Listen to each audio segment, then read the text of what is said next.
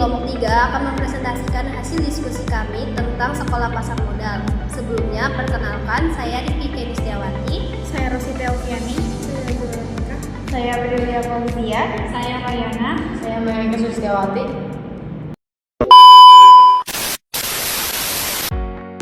Pertama-tama, di sini saya akan menjelaskan tentang pengertian dan tujuan dari sekolah pasar modal. Sekolah pasar modal adalah sebuah program edukasi yang diselenggarakan oleh Bursa Efek Indonesia untuk memberikan pemahaman yang lebih mendalam kepada masyarakat mengenai dunia investasi di pasar modal. Pasar modal ini sendiri adalah tempat terorganisasi yang mempertemukan pihak yang membutuhkan dana seperti perusahaan atau pemerintah dengan masyarakat yang memiliki dana dan ingin mengembangkan kekayaannya. Pasar modal ini bersifat transparan dan terbuka untuk siapa saja termasuk mahasiswa dan pemula. Pasar modal ini diawasi langsung oleh Otoritas Jasa Keuangan atau OJK. Lalu tujuan dari pasar modal adalah untuk memberikan pemahaman yang lebih mendalam mengenai dunia investasi di pasar modal. Ini adalah pengertian investasi. Investasi adalah kegiatan mengelola aset atau kekayaan seperti dana tunai, properti, logam mulia, atau bentuk kekayaan lainnya dengan harapan memperoleh keuntungan atau manfaat di masa mendatang. Nah, selanjutnya di sini ada memahami konsep investasi.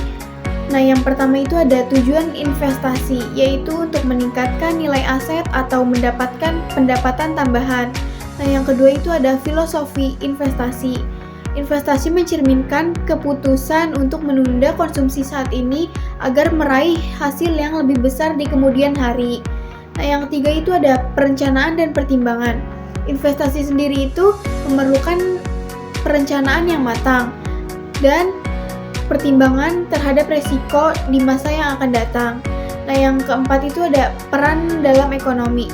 Dalam praktiknya itu investasi memerankan peran penting dalam pertumbuhan ekonomi, baik individu, perusahaan, maupun negara. Nah, yang kelima itu ada bentuk investasi beragam, seperti saham, obligasi, atau deposito, properti, dan berbagai instrumen keuangan lainnya. Yang keenam itu ada penyesuaian investasi. Pemilihan jenis investasi ini biasanya disesuaikan dengan tujuan keuangan serta tingkat toleransi resiko demi yang bersangkutan. Adalah pentingnya berinvestasi di era modern. Di zaman sekarang, investasi bukan lagi pilihan, tetapi kebutuhan. Investasi sangat penting dalam perencanaan keuangan, karena investasi tidak hanya untuk menambahkan kekayaan, tetapi juga membantu mencapai berbagai tujuan hidup dan mempersiapkan masa depan yang lebih stabil. Materi selanjutnya yaitu alasan dasar berinvestasi. Yang pertama, melawan inflasi, yaitu meningkatkan nilai real uang. Inflasi dapat mengurangi daya beli, sehingga investasi diperlukan agar imbal hasil melampaui laju inflasi dan kekayaan terlindungi serta tumbuhnya nyata.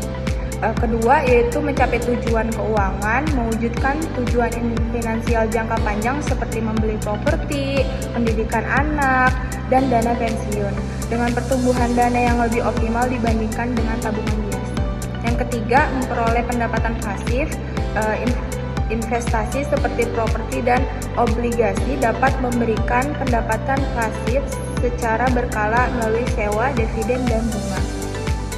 Selanjutnya itu manfaat bunga majemuk. Investasi yang dilakukan sejak dini konsisten memanfaatkan bunga majemuk untuk mempercepat pertumbuhan kekayaan. Dan yang terakhir yaitu keamanan secara finansial, mengurangi ketergantungan pada penghasilan aktif, mempersiapkan individu menghadapi situasi darurat, dan menjaga stabilitas ekonomi jangka panjang. Halo guys, di sini saya akan menjelaskan tujuan dan arah investasi. Apa sih tujuan dan arah investasi? Nah, tujuan dan arah investasi itu adalah kegiatan yang dilakukan dalam penanaman modal untuk meningkatkan nilai aset. Nah, yang dimana terbagi dalam menjadi dua jenis, yaitu yang pertama itu investasi sektor keuangan. Nah, yang dimana investasi sektor keuangan itu adalah kegiatan investasi yang dilakukan melalui instrumen keuangan seperti saham, obligasi, reksadana, dan deposito. yang dimana tujuan utamanya itu adalah untuk memperoleh keuntungan baik dalam finansial, dari bunga, dividen, maupun kenaikan harga nilai aset, dan sangat cocok juga digunakan dalam jangka pendek. Misalnya, saham memberikan keuntungan dari dividen, tapi dia mempunyai risiko fluktuasi harga.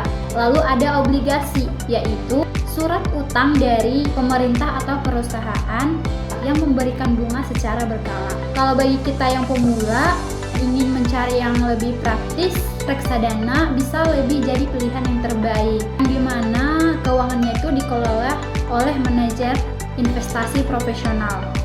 Sedangkan deposito itu adalah tabungan yang memberikan berjangka, yang aman, dan memberikan bunga tetap. Cocok juga untuk menyimpan dana tanpa risiko yang besar. Sekarang kita lanjut yang kedua. Yang kedua itu investasi sektor non-keuangan. Jenis ini biasanya melibatkan aset nyata, yang dimana kegiatan produktif yang langsung menyentuh sektor real. Contohnya itu adalah properti, seperti rumah atau tanah. Keuntungannya itu bisa didapat dari sewa dan kenaikan harga jual yang lebih besar. Kemudian ada investasi usaha atau industri, seperti UMKM. Kalau bisnisnya semakin lama semakin berkembang, kemungkinan juga keuntungan yang didapat bisa lebih besar. Selain itu ada juga investasi pertanian dan peternakan, seperti program ternak sapi atau kebun dan kopi. Jenis ini bukan hanya tentang uang, tapi juga berkontribusi langsung kepada ekonomi masyarakat. Namun berbeda dengan sektor keuangan, investasi non-keuangan ini lebih cocok untuk jangka panjang.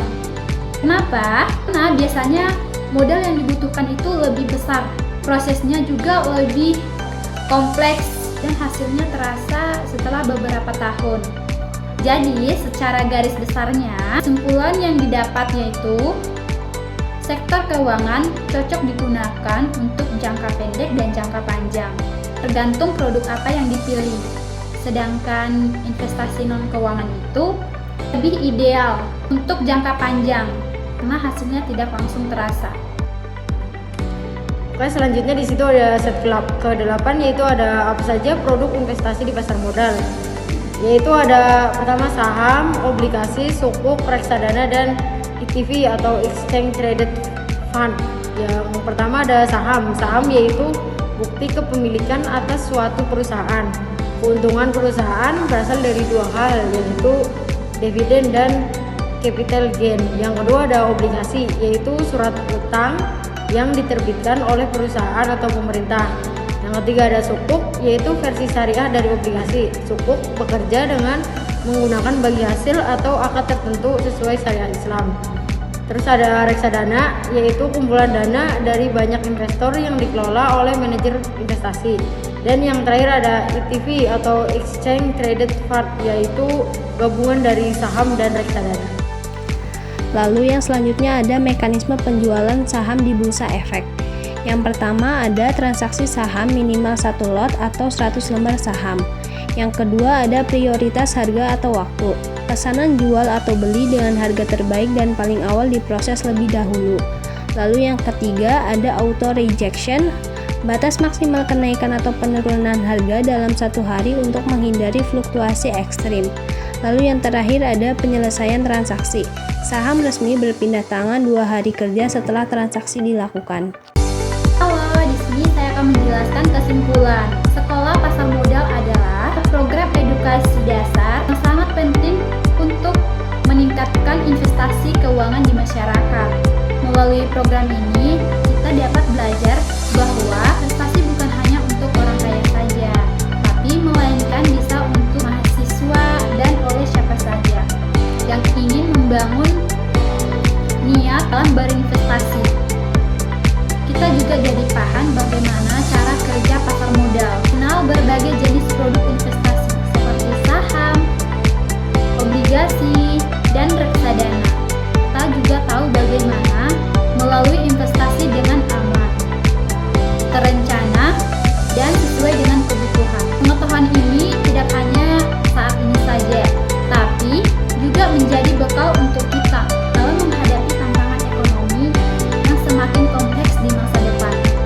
menjadi investor yang cerdas. Sekian presentasi dari kelompok kami. Wassalamualaikum warahmatullahi wabarakatuh. Bye-bye.